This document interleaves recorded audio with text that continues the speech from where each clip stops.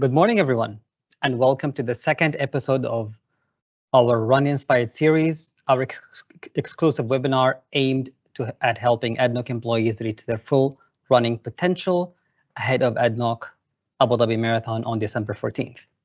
I am Talib Al-Salami, ADNOC employee and captain of Abu Dhabi running team. I am absolutely delighted to have four-time Olympian Eilish McColgan with us today's webinar. Today's webinar will be a 45-minute long and covering everything from how she got into running, her experience in competing in the Olympics, her top training tips to help you reach peak shape for race day at ADNOC Abu Dhabi Marathon. We will then finish with 10 to 15 minutes Q&A at the end to address any questions that you may have. And before we start, I'll hand over to Eilish to give us a quick introduction. Eilish? Hi everyone, it's an absolute honour to be here today. I'm really excited to chat all things running. Very, very passionate about it. I started back when I was about 11 or 12 years old, and it's just completely transformed my life. It's something I'm incredibly passionate about, and I'm very excited to be here today to chat to you guys ahead of the ADNOC Marathon in December. Thank you, Eilish. Have you ran any edition of ADNOC Marathon in any distance in the previous years? Yeah, so I've done the 10K. Not last year, unfortunately, because I was coming back from knee surgery, but the year before that. And it was a really cool experience. The atmosphere was amazing. It was a very sort of, just a nice community event, having all ages, all abilities coming together, racing from like 3K, 5K, 10K, and of course, obviously the marathon too. So yeah, I was very inspired watching everyone take part in the marathon, but for me, it was the 10K distance that I competed in. Awesome. So here's the first question that everyone would love to know. How did Eilish start running? So it was actually at primary school. My PE teacher saw that I was a McColgan. So my mum and my dad were both professional athletes. My mum was a world champion back in 1991. And so she saw the name, the surname, and she signed me up to like the local cross country. She thought, genetically, she must be good, so we'll put her into the race. And I just absolutely loved it. I'd never trained before, but I loved being able to just push myself to run as fast as I wanted or as slow as I wanted in the cold, wet wind and mud of Scotland. And yeah, it just went from there. I begged my mum and dad to take me to the local running club, which was the Dundee Hawkle Harriers. And still a member of that club to this day. And I've just never looked back. So you're saying this runs in your genes, right? Well, I think people like to think that, but I do have, there's 4 other siblings and they absolutely hate running. So it's definitely a mixed bag in my family. But yeah, I think it's always been something that I've just really loved. I think I've tried so many different sports as a kid. I was super energetic, had a lot of energy. And so at school, I would try everything. Do you know, I was always putting my name down for swimming or football with the boys and hockey, and I just wanted to do sport, but there was something about athletics, and in particular running and longer distance running, that just drew me to it. I think when I was sort of 12 to around about 16, I still did a lot of different events, as in I was doing high jump, I was doing javelin. I don't look like much of a javelin thrower, but that was the event that I started with when I was really, really little. And then over the years, I've just built up. I started maybe 800 metre running, and then it went to 1500 metres, so the metric mile. And then it was a 5K, then a 10K, and then a half marathon. And hopefully next year, I'll be looking at the marathon distance. Oh, surprising. So you haven't ran the marathon distance yet? No, so I was signed up to do London Marathon. That was meant to be my first ever one. But yeah, unfortunately, I had a knee injury and had to undergo some surgery on that. So it sort of pushed my plans right back. So yeah, I've done plenty of halves, but yet to still do a full marathon, which is exciting. It's like the new chapter of my career. I've done a lot of 5Ks, a lot of 10s, I feel really comfortable over those distances. I've broke national records over those distances, European records over those distances, but the big one now is really going towards the marathon and just seeing how well I can perform over 26.2 miles. I'm very excited by it. Well, I gotta tell you, running 11 marathons and soon to be my 12th marathon, it's quite a journey. It's quite a journey. There's going to be a lot of reflection, a lot of self-discovery, and if you allow me, I guess I'll pace you. For sure. London next year, we can be there. All right, game on. All right, so I guess the natural question now, since you mentioned how you had this passion for running and how you had athletic parents, do you have to have these genes to be able to run, or running is for everyone? Yeah, not at all. I mean, running is for everyone. I think that's one of the best things about our sport, is that it is so incredibly unique. You can have all ages, all abilities, and there's so many different events too. Do you know what I mean? You can be training for a 5K, 10K, half marathon, even ultra running. There's so much out there for people to explore. But it can be scary taking that first step. But if you put on your trainers, you get outdoors, then you can call yourself a runner. And I think that's one of the best things about it. Everyone has their own personal best as well, which is quite unique. It's not like it's win or lose, like tennis. You either win a tennis match or you lose the tennis match. You either win a football match or you lose a football match. You don't ever really lose in running. Do you know, you have your own personal best that you can be aiming for. So it doesn't matter if you're first in the race, you're 10th in the race, you come last in the race, you've still managed to achieve your personal best even on that day. And that's what's most important. So I think that's what makes it unique, and that's what makes it such an incredible sport, just the fact that it is open to absolutely everybody. And you mentioned the word personal best. I cannot emphasize more about this. When we say personal best, it's personal. As you said, the only person that you're competing against should firstly be myself. I am to what I used to be yesterday. So it's I mean, putting that logic in perspective would make a huge big difference in the way people think, not just about running, just particular about any sport. And that brings us to Olympics. Now, when I've heard your name and I'm like, I know she's done the Olympics, I just don't know how many times. I've been 4 times. And that kind of, this is how I visualized it. A Coliseum, players competing in games. Is that how it feels in the Olympics? And what stands out from those 4 memorable experiences in the Olympics? Yeah, I mean, it truly is the pinnacle of sport. And I think for me, probably my first ever one being in London 2012. I was only a youngster. I was sort of thrown into the deep end. I'd only ever really competed in Scotland with about 10 people in the stands, 2 of them probably being my family members. And then all of a sudden I'd qualified for the Olympic Games, and it was something like 80,000 people in a massive stadium. And it was quite overwhelming. It was actually very scary. But it still remains one of the most incredible experiences I've ever had. I've just never, ever never heard a noise like it or felt a buzz quite like that. It was just, a truly incredible moment to stand on the start line and knowing that all of these people had come there to cheer on sort of all the Brits, everybody from the UK. We had such great support. So I'd say that was probably one of my best memories. I actually didn't run particularly well. I was probably overwhelmed. I was super nervous. I was just young. I had a lot to learn. But it was just, it was actually a very steep learning curve in how to manage nerves too, because that's something that a lot of people struggle with as well. You sign up to a race for the first time, you stand on the start line and you're nervous, like, how is this going to go? And I wasted a lot of energy just worrying. There was a lot of worry, a lot of anxiety around competing that day.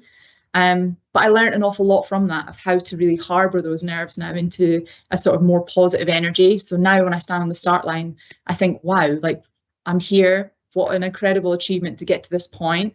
I've done all the training. Do you know what I mean? I sort of flip it to a bit more of a positive outlook rather than wasting those nerves as a nervous energy. So there was an awful lot I think I learned from London 2012. But I think being first Olympics, home Olympics, again, brings another whole aspect of special to it. But it's been tough. I think although I've been to 4 Olympic Games, it's been a real challenge to make every one of those games. I'm the first person ever in my country to have made 4.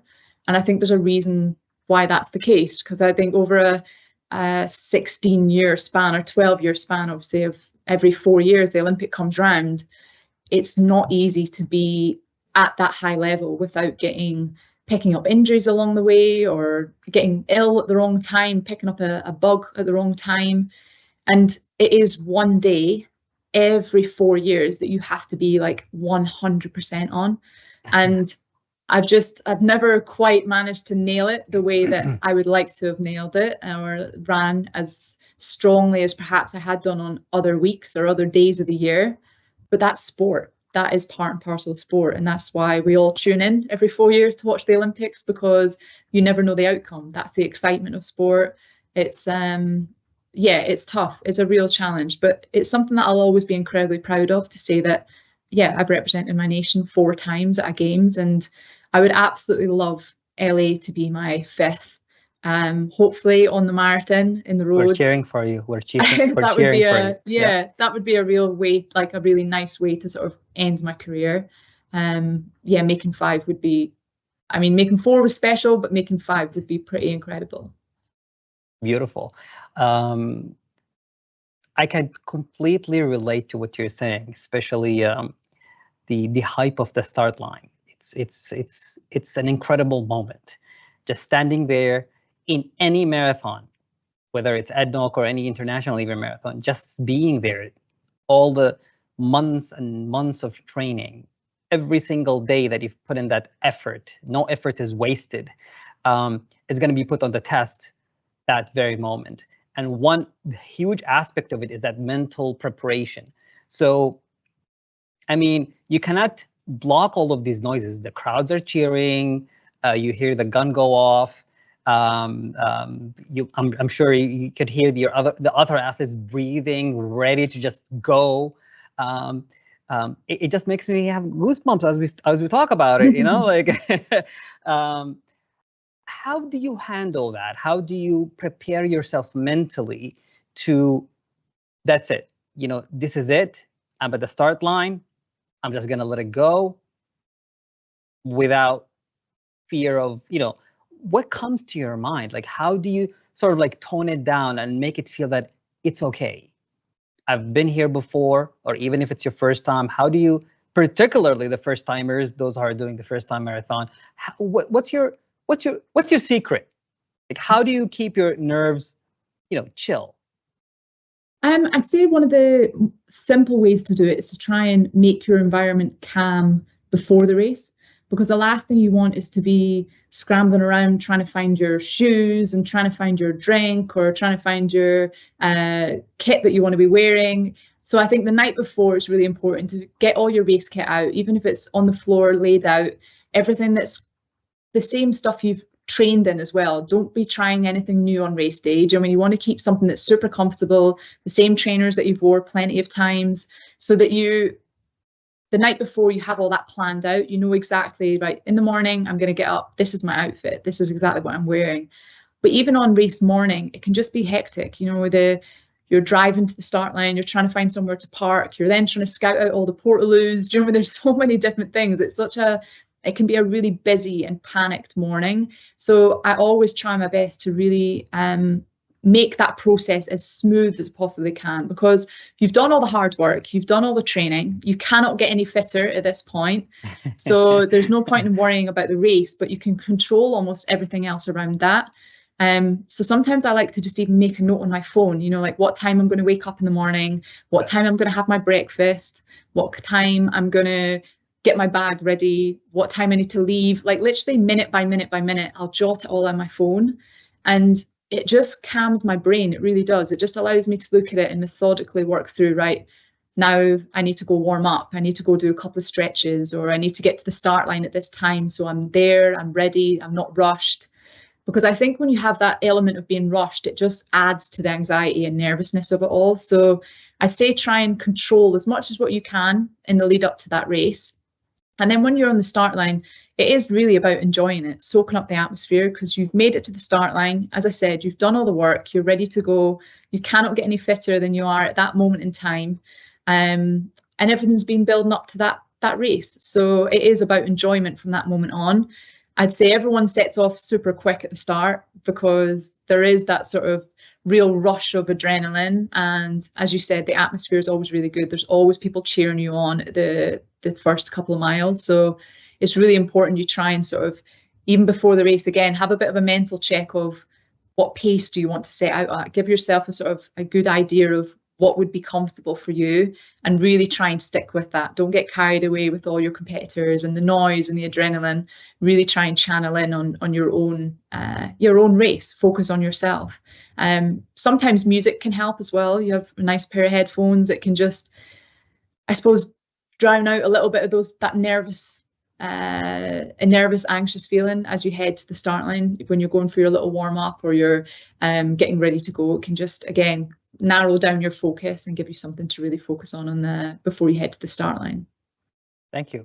Well, as a community runner, we do this layout, our outfit the night before. We take a picture for social media, obviously, but it has that other aspect of it, as you said, to just make sure that all your gear are in check. Here's a personal question, if you don't mind. Do you get enough sleep the night before? It varies. Sometimes I can find it really tricky. Like before a big race like the Olympic Games, I will really struggle with my sleep. But one thing my mum taught me when I was growing up, obviously she was an Olympic athlete herself, she always said that it's normal to not get a good night's sleep the night before, because you're restless, you're thinking about your race, you're thinking about getting up early the next morning, there's a lot on your mind.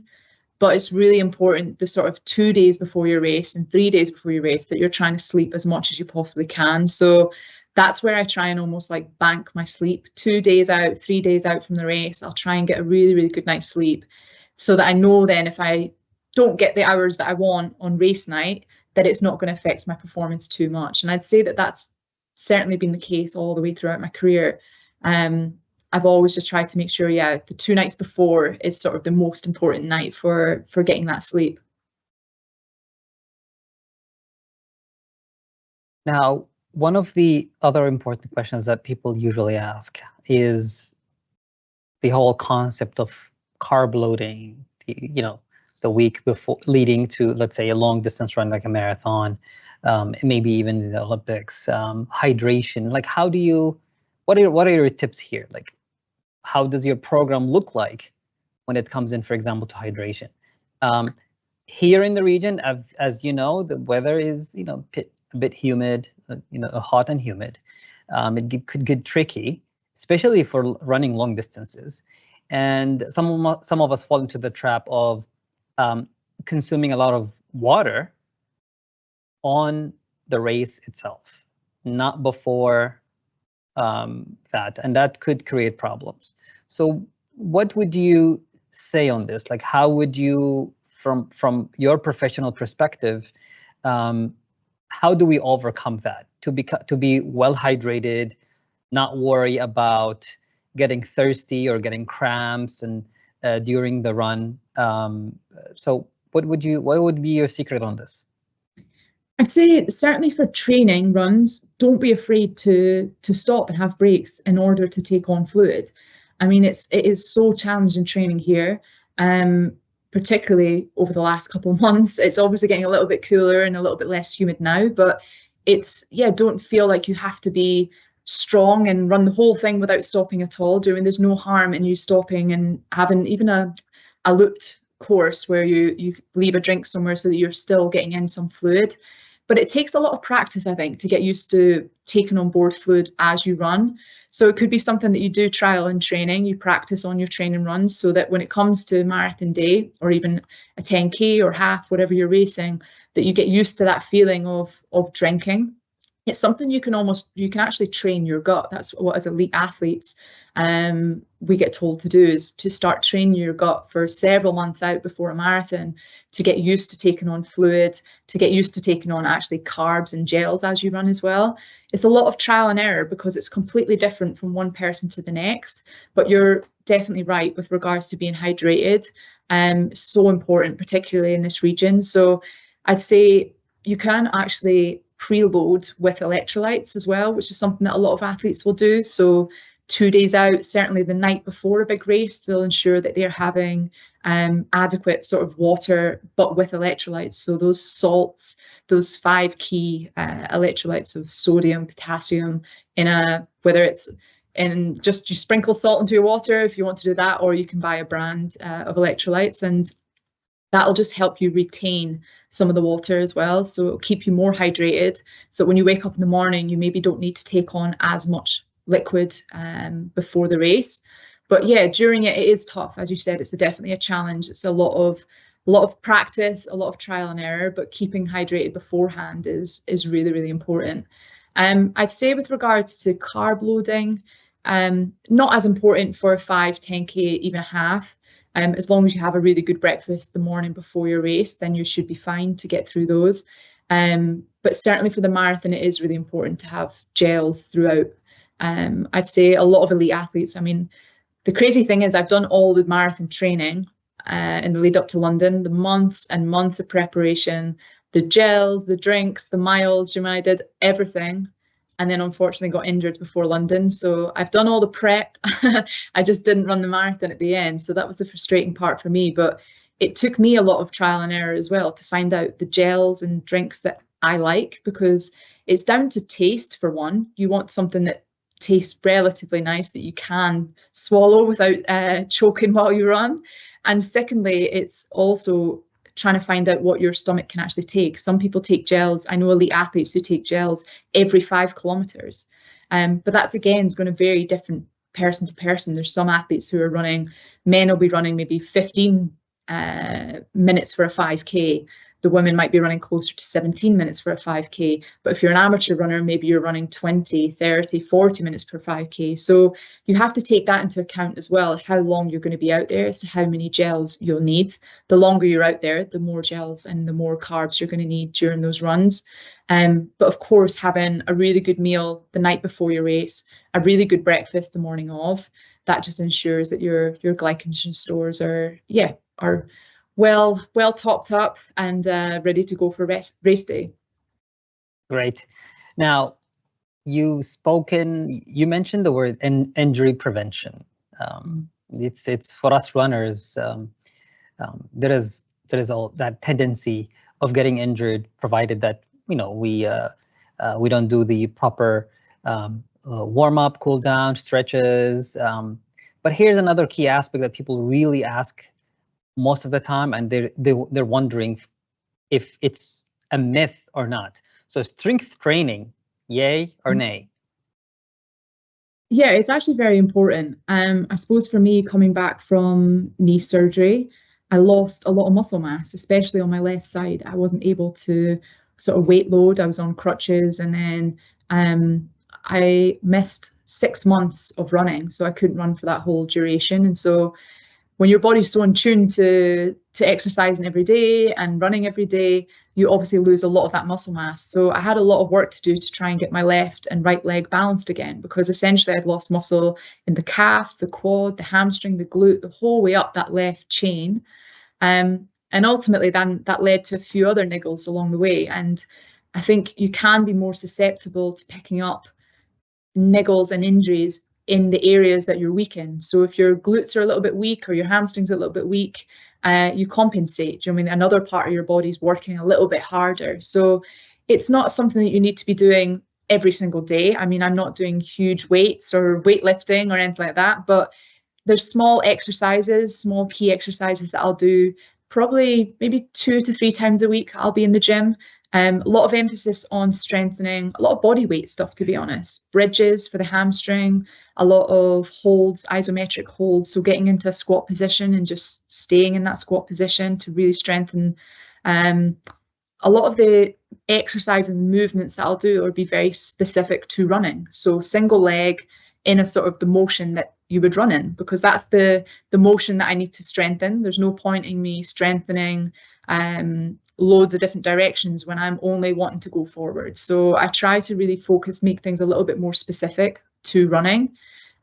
Step ups, step downs, all of those things that are in the gym are really important, but I wouldn't be lifting huge amount of weights. It's just, this is what I've personally found beneficial to me. I think it varies from event to event. If you're a sprinter, for example, you're on the track and you need to be so explosive and reactive.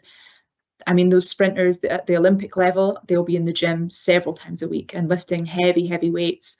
But for me, as a distance runner, it's more, core stability, holding plank positions, and really strengthening up hips and hamstrings, the sort of bigger muscles that your core, again, holds together. Those would be the most important things for me. So usually around 2 to 3 times a week in the gym. At the moment, a little bit more, perhaps just because I'm, again, coming back from this knee surgery. I've had a bit more specific exercises to try and strengthen that knee up to make it healthy again. But 100% important to try and keep injury free. All right. So on Instagram, you have 218,000 followers, right? And now in this webinar, we have about 530 attendees. So probably by the end of the webinar, you will have that number added to your followers list if they're not already following you. And they're all wondering that you have mastered the art of maintaining high energy levels. How could you, what's your most valuable secret to having an energetic life? I'd say one of the biggest things for me is sleep. Honestly, I am miserable if I have a bad night's sleep, but I'm obviously in a very fortunate position in that I don't have any children, so there's no kids waking me up in the morning. I appreciate not everyone is in a similar situation. I'm sure one day when I have children, sleep will be the hardest bit to get right. But right now, as a professional athlete, it is really at the top priority. Like, it's high importance to me. I noticed quite a big difference with, obviously I have to travel a lot, so I'm doing long haul flights to wherever my races are around the world, and for me, I really struggle with the lack of sleep and travel and being on planes. And so I find that the first thing that goes for me is my immune system. I always pick up bugs and illnesses and just whatever's going around, because I'm just not quite getting the enough sleep when I travel. So in order for me to have high energy, to be able to complete all the training, I mean, all of your recovery, your muscles are repairing whilst you sleep. I mean, there's so many scientific papers online. You can see that data of exactly what your body does when your mind's at rest and your body is starting to recover is during the night. So I'd always try and aim for at least 8 hours of sleep if I can. It's just again of high importance to try and keep my immune system a bit more boosted, to make sure that when I'm going to training, I've got the energy that I need to do it. But also having balance is really important. A lot of amateur runners make the mistake of going out and trying to run hard every single day, but it's just a one-way ticket to being fatigued, getting burnt out, or picking up an injury. So as much as it's tempting to go out the door and just run as fast as you can every single day for a 5K or a 10K, it's really about balance and trying to make sure, I'd say for me, I'm only doing 2 hard sessions a week, so 2 interval sessions a week, and everything else around that is easy running. So my partner will be on the bike and he'll cycle next to me and we'll be chatting the whole duration of that run. So it's at an effort level that's conversational. I mean, you should be able to go with a friend and chat to them the whole way. That's the sort of easy level pace that I'm talking about. So 2 hard days, everything else easy. I think having that balance of, I know online they chat about like the 80-20 balance, and to be honest, it's probably not too far off myself of what I actually do as an elite athlete. Is 80% of it is easy training, and those 20% is the hard bit. I think once you start getting fatigued, you need to change that a little bit. So if you're having 2 days a week really hard and everything else is that if that balance starts to go away or you lose the equilibrium of it, I think it's really important you scale it back. So maybe you just do 1 day hard a week. You have an extra day recovery. Do you know, it's really important to be flexible with the plan. I always have a rest day every week, whether I feel like it or not. Even if I feel great and training's going amazing and I'm flying, I will still take that rest day every week, because I think it's important just mentally for the body and mind to just reset and then go again. So yeah, I'd say important balance is incredibly important as well for maintaining energy. Okay, so here's a hypothetical scenario. If your mom was at her prime, who would win if you run a 10K against your mom? You have to be honest. You have to be honest. Full transparency. I'm obviously going to back myself. Of course, I'm going to back myself. It's a different generation now. Of course, we have new shoe technology. There's no doubt that the shoes these days, the carbon plates, the foam, it's a completely different ball game to what my mom was running in back in her day. I mean, it's 30. When I won the Commonwealth Games in Birmingham in 2022, it was exactly 32 years since my mum had won the exact same race, 10,000 meters, and I had broken her Commonwealth Games record actually in that race. So it's pretty incredible that, yeah, 32 years later, I'm here and I'm breaking all my mum's records. But as I said, yeah. So that stays in the family, huh? So it stays in the family. Yeah, it's been really special. You know, like my mum had all the British records from 5K right the way through to marathon. And then Paula Radcliffe came along and she smashed them all. And then I've been changing them back into my family name again. So I have the 5K, 10K, 10 mile, 15 kilometer, half marathon. The only one left is the marathon. So yeah, my mum's still got the family record there too, because I'm yet to do one. So that's the last big goal for me. But yeah, as I said, it's difficult to compare generation to generation, because even things like altitude training. Do you know, I do a lot of altitude training. Back in my mum's day, they didn't quite understand the science maybe behind that. There's obviously a big step forward even in nutrition with gels and drinks, and so yeah, very different generation. But of course, I'm gonna back myself all the way. I like that confidence. So aside from basically one of your upcoming milestones is to run a marathon.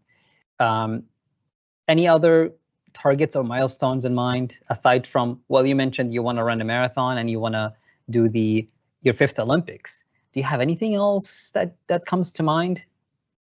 Yeah, I mean, I've had a really challenging year coming off of, like, Commonwealth Games was an incredible year for me. I won medals at Europeans. I was breaking national records and European records, and then I suffered a really bad knee injury. And so I'm getting, obviously I made the Olympics this year, but it was a real uphill battle to get to that point. So I'd really like to get back onto top form again and maybe lower some of my national records over all on the roads now, particularly as my main focus, moving away from the track. So 5K, 10K, but a big goal for that half would be to break 65 minutes. I've ran 65:40, but I actually tore my hamstring the last kilometre, so it was a pretty horrible way to finish a race. So I really, really would love to try and break 65. That's a huge goal. I don't think any Europeans ever done that before either. So the European record's around 65:15, I think. So it would be quite a big milestone. It's something that I've always looked at and thought, wow, yeah, one day I'd love to try and achieve that. For 10K as well, another big barrier would be 30 minutes.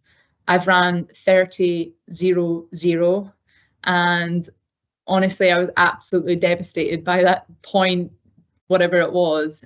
So I would love to start my 10K time with a 29 on the front of it, even if it was 29:59.99999, I would take it. So those are certainly 2 big goals in the shorter distances that I'd like to try and achieve over this next 4-year cycle as we head towards the LA Olympics.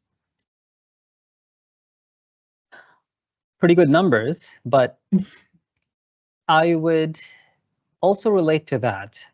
But I would want to know how you would handle so to speak, how would you handle defeat? So if you didn't achieve your goal, let's say in any distance, 5K, 10K, even the full marathon, you have a target in mind, or you've done so many 10Ks and you know exactly where you fall, and then for some reason in a particular race, in a particular event, you haven't achieved it. How would you handle that, not achieving the number that you were looking for? How would you control your emotions when it comes to that? Yeah, it's definitely a challenge because, as I mentioned earlier, like sport rarely goes your way. Do you know what I mean? For everything to come together in the day, you need to be in top shape. You need to have had months of good training, consistency. You need to be feeling good. You need to turn up to the race. The weather's great. Do you know what I mean? Everything needs to sort of align in order to have a good day. And so there are so many elements that might not be quite right and it might not be your day. And so it's just not being too harsh on yourself or down on yourself, because if you've done all the work, you've done all the hard work, it will pay off at some point. It might not be that A race, but further down the line, like no training ever goes to waste is the first thing.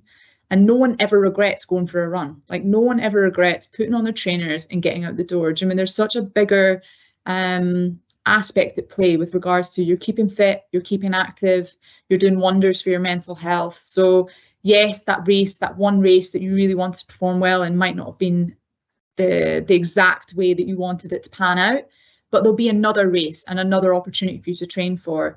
And sometimes it might be a chance to even reflect and think, actually, maybe I need to change this. Maybe I didn't run quite far enough, or maybe I ran too far. Maybe I did a little bit too much. Or you can sort of look at it and contemplate the things of maybe you can change for the next time to see if it has any impact. Because racing is, and training is all about trial and error and finding what works best for you. But if I have a disappointing race, I usually give myself the day to sort of feel a little bit sad, feel a little bit sorry for myself. And then that next morning, I forget about it, I move on and I focus on the next thing. And I think that really helps, having that sort of short-term mindset. It's only one little blip in the ocean of months and months of training. And as I said, it doesn't ever go to waste and no one ever regrets going for a run. So basically, what doesn't break you makes you stronger, correct? Yeah, absolutely, because you learn from it. I think every failure that you have is a complete learning opportunity. And it's the same in business life. Do you know what I mean? People start businesses, but they might not be successful the first time round, but you learn from that and you adapt and you change and you try again. Do you know what I mean? You don't ever stop, you don't ever give up, because if you're willing to put the work in, as I said, it will pay off at some point. You just have to be sometimes a little bit more patient, particularly in sport. And yeah, play the long game. That's a good tip. I think it's not something that changes just overnight either. Like running isn't particularly a skill. Do you know, it takes a long time to really to get good at it. You can see the benefits really quickly with regards to you're fitter, you feel better, you feel maybe more refreshed, but it does take a long time to maybe get to that end goal that you're trying to achieve. Okay, so you've prepared for a marathon that didn't happen, unfortunately. What would be your top tips for preparing for a marathon, especially for those who are doing it for the first time? I know you haven't probably done the distance yet, or maybe you've reached closer to that full distance during your training. What would be something that you would recommend, you would suggest, you would advise, you would highly share, would you share with us, especially for first timers? I'd say to make sure you're not building up your mileage too quickly, to give yourself enough time as you head up to a marathon. So I think ideally, if you can give yourself 12 weeks, I mean, that's probably a good amount of time to not rush things. I think a lot of people start ramping things up very, very quickly. So we're always told, don't really go any more than 10% increase week on week to try and avoid injuries or picking up any niggles.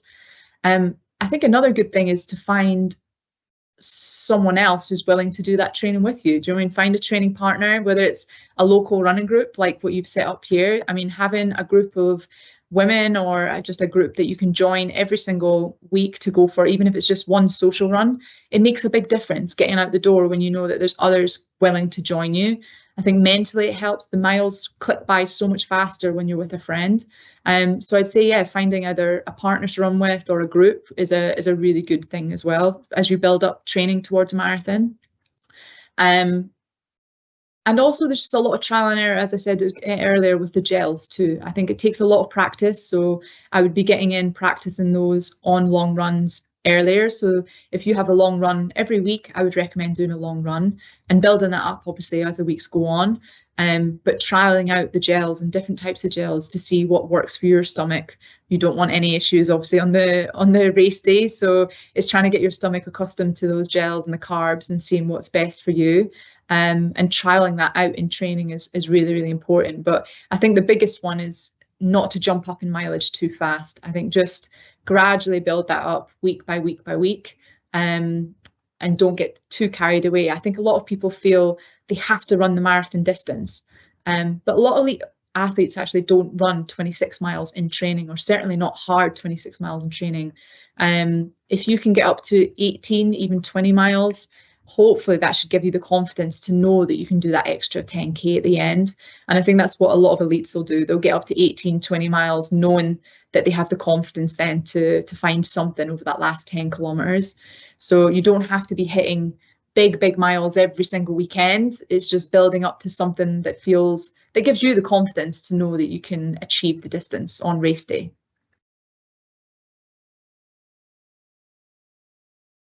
Have you ever put in the training, put in the effort for one particular event that you really, really wanted to do good at, and it just went incredibly wrong? Like something went off. If you have something that resonates with this, would you please share it with us? And how did you overcome that? You know, as you said, I know that you've done the preparation for London Marathon, and you know, you picked up an injury, and that kind of you felt left behind, I'm assuming, and it doesn't feel, it's not the best feeling in the world. Mm-hmm. But when it comes into something in the Olympics or some major event that you were absolutely ready for, mentally, physically, emotionally connected with it, and you started and something went incredibly wrong. Like, how do you overcome that? How do you accept the fact that not every day is the best day? Not every run is, a good run. Yeah, I'd say a memory of that. I mean, there's been plenty of bad races, that's for sure. There's a lot of them over the years. But I'd say one that probably stands out for me was the World Championships in Eugene in 2022, because the training had been going incredibly well. I was absolutely flying in training. I felt really confident going into the Worlds. I had ran one of the fastest times in the world that year, but at that point, we flew out to America. And then, yeah, the same old, obviously, the travel, the jet lag. I ended up picking up laryngitis I've never had before, and it just completely wiped me. I sort of had it, got rid of it, and then caught it again. It sort of hadn't quite left the system, and I made the mistake of just trying to train and keep going, because I was so determined to go to the World Champs and put on a performance that I was incredibly proud of. And I suppose I got carried away with training. I didn't want to let my body rest as much as I probably should have done when I had the laryngitis. The virus was obviously sapping a lot more of my energy than I thought. And then I ended up tweaking my hamstring as well, just the week of the race. And I just couldn't believe it. I thought, oh my God, all my hard work, I've put so much into this, and I'm not going to be able to race the way I want. And that was frustrating. I ended up just really, really disappointed. I ran both the 5K and the 10K, and I think I finished 9th or 10th in both events. I just felt like all that hard work didn't materialize into like the final picture of what I thought I was capable of doing. So I was really disappointed. I was quite upset after that race, but I knew that I had the Commonwealth Games and I had the Europeans coming up in quite close succession and a couple of weeks after it. So I knew if I could get rid of this bug, the laryngitis, I could get my voice back and get my energy back, that the training hadn't gone to waste, just similarly to what I said earlier. Like, the training is there. It's maybe just hidden for a little bit of time, but it's never gone to waste. I mean, it's always banked. It's always waiting to be accessed, but your body needs to be healthy. You need to be at 100% in order to access it. So I just tried everything I could with regards to recovery. I really, really backed off training. I was sleeping as much as I could. I was really focused on, just getting in as much good food and fuel as I possibly could to try and recover as best as I can. And I think also what helped was just getting back on the horse again mentally with regards to racing. I didn't shy away from it. I didn't think, well, that's it, I'll just not race again for the next so many months. I was like, nope, I'm going to race again. I'm going to come out. I'm going to put myself out there again after disappointment and see what I can achieve. And I went into the Commonwealth Games just thinking, well, I've got nothing to lose. I've had a really disappointing race and I know I'm in shape, so I know I can do this. And I came away with probably one of the best performances of my entire career. I broke the Commonwealth Games record. I won the race after 32 years after my mum.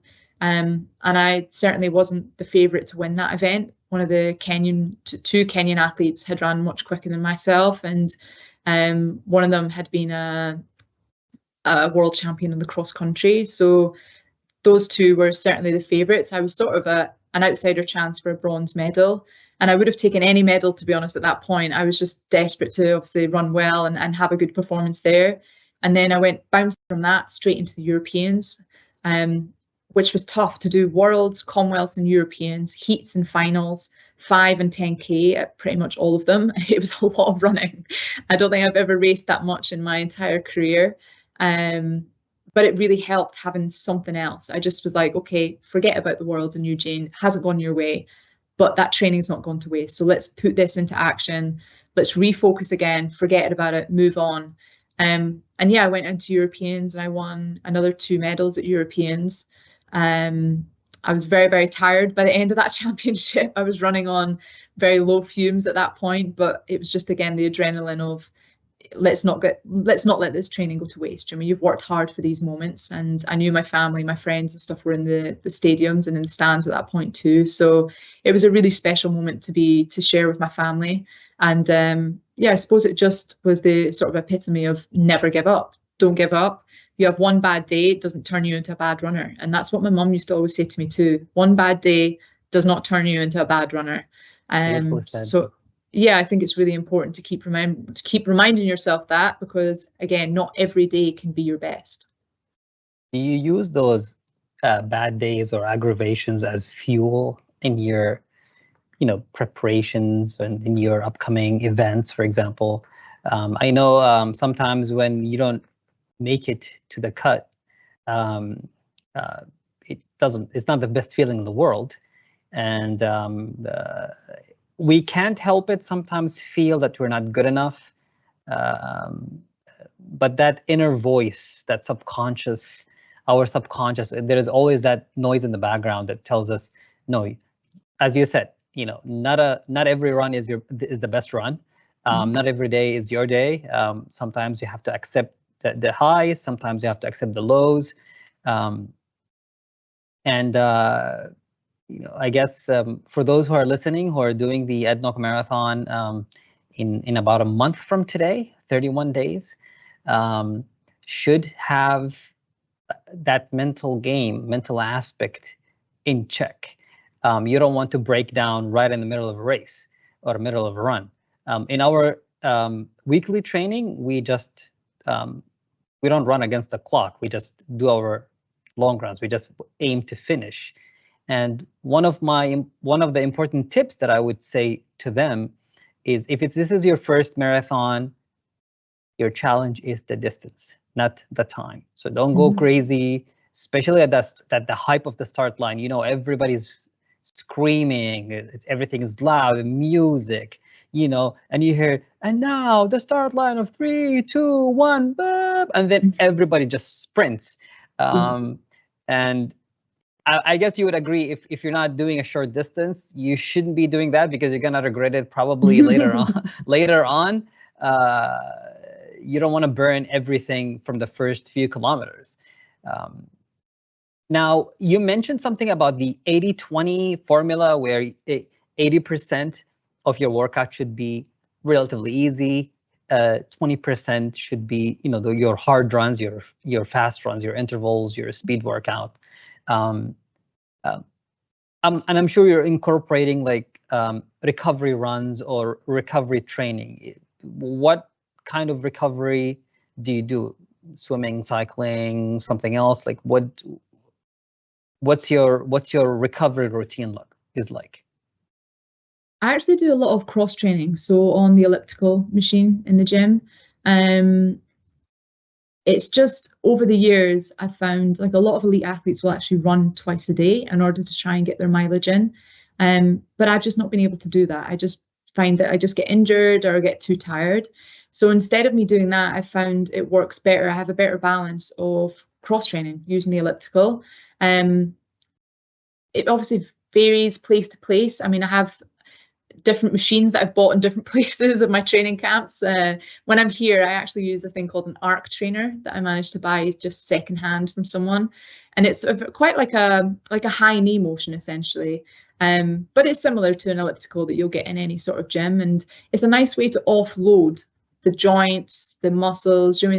It's less impact going through your body, so you've got less risk of picking up an injury, but you're still working on the cardio. The heart and lungs are still working. So I found that really useful as a recovery tool to just keep my legs moving, but not tiring myself out with the impact. So that's something that I use quite regularly. I have aqua jogged in the past or gone on a spin bike as well. Again, those are two really good low impact options.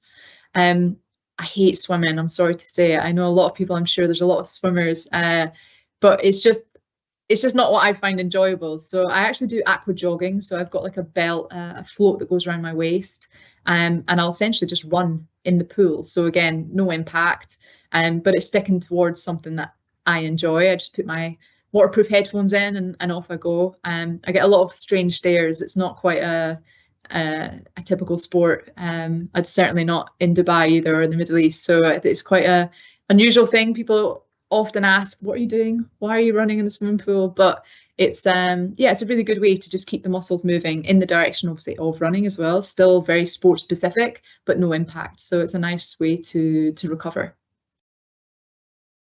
Thank you, Eilish. All right, so reading off the questions, I've been incorporating the questions from the attendees here as we go along, so just to keep it engaging. Mm-hmm. One last question. Someone is asking, do you train all year long or do you have some time off? So I actually take about 2 weeks off every year. At the moment, because I've been doing track, it's typically at the end of my summer season. So I raced a half marathon in New Delhi in India just about 3 weeks ago. And then I had 2 weeks holidays. So obviously, as I move towards the marathon, it'll be a little bit different timings. If I do London, for example, I'll probably take 2 weeks off directly after that marathon.